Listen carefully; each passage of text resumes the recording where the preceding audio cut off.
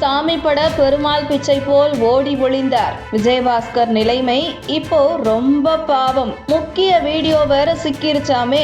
அதிமுக முன்னாள் அமைச்சரும் தற்பொழுது கரூர் மாவட்ட செயலாளராகவும் இருந்து வருகின்ற எம்.ஆர். விஜயபாஸ்கர் மீது தொழிலதிபர் பிரகாஷ் என்பவர் தனது சொத்துக்களை அபகரித்துக் கொண்டதாக கடந்த மாதம் கரூர் நகர காவல் நிலையத்தில் புகார் அளித்திருந்தார். அதாவது கரூர் அருகே உள்ள வாங்கல் காட்டூர் பகுதியில் சேர்ந்து தொழிலதிபரான பிரகாஷ் தோரணக்கல்பட்டி மற்றும் குன்னம்பட்டி கிராமத்தில் உள்ள தனக்கு சொந்தமான 100 கோடி ரூபாய் மதிப்புள்ள 22 ஏக்கர் நிலத்தை அதிமுக கரூர் மாவட்ட செயலாளரான எம்.ஆர். விஜயபாஸ்கர் தனது ஆதரவாளர்களை வைத்து மிரட்டி போலியான ஆவணங்களை பயன்படுத்தி அதனை அபகரித்துக் கொண்டதாக புகார் அளித்தார். முன்னதாக மேலக்கருவூர் சார் பதிவாளர் முகமது அப்துல் காதர் கரூர் நகர காவல் நிலையத்தில் அளித்த புகாரில் பிரகாஷ் தனது மகளுக்கு சென்டிமெண்டலாக எழுதி கொடுத்த 100 கோடி ரூபாய் மதிப்புள்ள சொத்தின் அசல் ஆவணங்கள் தொலைந்து விட்டதாக கூறி போலி சான்றிதழை பெற்று பத்திரப்பதிவு மேற்கொள்ளப்பட்டுள்ளதாகவும், காஞ்சிபுரம் மாவட்டத்தைச் சேர்ந்த ரகு, ஈரோடு மாவட்டத்தைச் சேர்ந்த சித்தார்த்தன் மற்றும் கரூர் மாவட்டத்தைச் சேர்ந்த மாரப்பன், செல்வராஜ் ஆகியோர் மோசடி செய்து கிரையப்பத்திரம் பதிவு செய்ய முயன்றதாகவும் குறிப்பிடப்பட்டதை அடுத்து இவர்கள் மீது வழக்கு பதிவு செய்து விசாரணைகள் மேற்கொள்ளப்பட்டது. அது மட்டுமின்றி இந்த விசாரணையில் கிடைத்த நில மோசடி சாட்சியங்களை அடிப்படையாக வைத்து அதிமுக முன்னாள் அமைச்சர் எம்.ஆர். விஜயபாஸ்கர் மற்றும் அவரது சகோதரர் சேகர் ஆகியோரது பெயர்களும் இந்த வழக்கின் விசாரணையில் சேர்க்கப்பட்டது.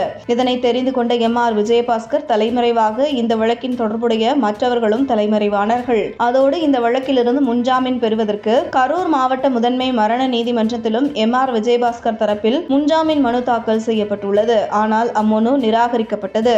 இதற்கிடையில் கடந்த ஜூன் 18ஆம் தேதி அன்று இந்த வழக்கு சிபிசிஐடி போலீசுக்கு மாற்றப்பட்ட இந்த வழக்கில் குற்றம் சாட்டப்படுகின்ற முன்னாள் அமைச்சர் மற்றும் சிலரை தனிப்படி அமைத்து சிபிசிஐடி போலீசார் தேடுதல் வேட்டையில் ஈடுபட்டனர். இருப்பினும் தலைமறைவாகி 24 நாட்களுக்கு மேலாகியும் இதுவரை எம்.ஆர். விஜயபாஸ்கர் போலீஸ் வசம் சிக்காமல் இருந்து வருகிறார். ஆனால் சமீபத்தில் தனது தந்தையின் உடல்நிலை சரியில்லாததால் அவரை மருத்துவமனையில் சேர்த்துள்ளனர். அவரை அருகிலிருந்து கவனித்துக் கொள்வதற்கு ஆட்கள் வேண்டும். அதனால் எனது ஜாமீன் மனுவை பரிசீலிக்க வேண்டும் என்று விஜயபாஸ்கர் தரப்பில் கரூர் அமர்வு நீதிமன்றத்தில் இடைக்கால முன்ஜாமீன் கேட்டு மனு தாக்கல் செய்திருந்தார். இந்த மனு கடந்த 4ஆம் தேதி விசாரணைக்கு வந்த பொழுது கரூர் முதன்மை மாவட்ட அமர்வு நீதிமன்றத்தில் எம்.ஆர். விஜயபாஸ்கரின் முன்ஜாமீன் குறித்த வாதங்கள் இருதரப்பிலும் முன்வைக்கப்பட்டு வந்தது. அப்பொழுது விஜயபாஸ்கரின் உறவினரான தமிழினியன் என்பவர் நீதிமன்றத்தில் நடந்த விவாதத்தை வீடியோ கால் மூலம் லைவாக எம்.ஆர். விஜயபாஸ்கருக்கு அனுப்பி கொண்டிருந்துள்ளார். இதனை பார்த்த நீதிமன்ற ஊழியர் தமிழ் இனியனை பிடித்து மாவட்ட நீதிபதி முன்பு ஆஜர்படுத்த நீதிமன்றத்தில் நடந்த மொத்த நிகழ்வுகளையும் காவல் நிலையத்தில் சமர்ப்பிக்கும்படி நீதிபதி உத்தரவிட்டார். மேலும் தமிழ் இனியனை போலீசார் கைது செய்து சிறையில் அடைத்துள்ளனர்.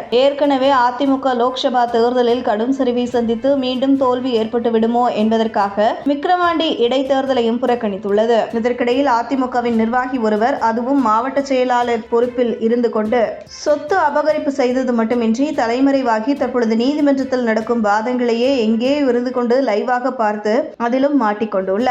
இதனால் இந்த வழக்கில் இனி எம்.ஆர். விஜயபாஸ்கர் மீது எந்த கருணையும் காட்டப்படாது என்று அரசியல் வட்டாரங்களில் கிசுகிசுக்கப்படுகிறது. இதுபோன்று முக்கிய நிகழ்வுகள், அரசியல் தகவல்களை ஆழமாகவும் மாறுபட்ட கோணத்திலும் அறிந்து கொள்ள மறக்காமல் உங்கள் IND தமிழ் 24/7 பக்கத்தை பின்பற்றிக் கொள்ளவும். உங்கள் ஒவ்வொரு ஆதரவும் இதுபோன்று பல நிகழ்வுகளின் பின்னணியை அறிய உதவும்.